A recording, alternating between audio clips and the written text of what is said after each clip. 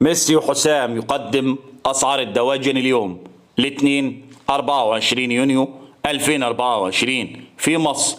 جملة وقطاعي: انخفاض أسعار الفراخ البيضاء، اشتري بسرعة، فرصة ما تضيعهاش. السلام عليكم ورحمة الله وبركاته. أهلا وسهلا بكم أصدقاء المتابعين للقناة.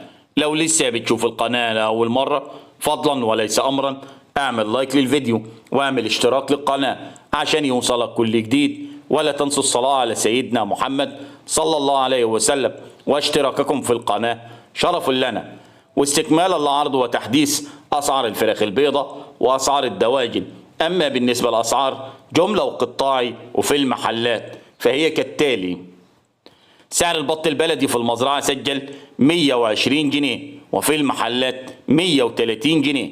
سعر البط الفرنساوي في المزرعة سجل 65 جنيه وفي المحلات 75 جنيه للكيلو. سعر البط المولار في المزرعة سجل 75 جنيه وفي المحلات 85 جنيه للكيلو. سعر البط المسكوفي في المزرعة سجل 90 جنيه وفي المحلات 100 جنيه للكيلو. سعر السمان في المزرعة سجل 60 جنيه وفي المحلات 65 جنيه للكيلو. سعر الديك الرومي الأبيض في المزرعة سجل 100 جنيه وفي المحلات 110. سعر الديك الرومي الأسمر البلدي في المزرعة 120 جنيه وفي المحلات 130 جنيه. سعر الفراخ البيضاء في المزرعة سجل 79 وسعر التنفيذ 78 وفي المحلات 85 جنيه للكيلو.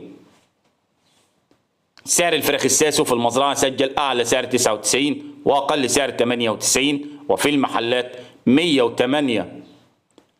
سعر الأرنب اليوم في المزرعة سجل 90 جنيه وفي المحلات 100 جنيه. سعر الفراخ البلدي الحر 110 وفي المحلات 120 جنيه. والسلام عليكم ورحمة الله وبركاته.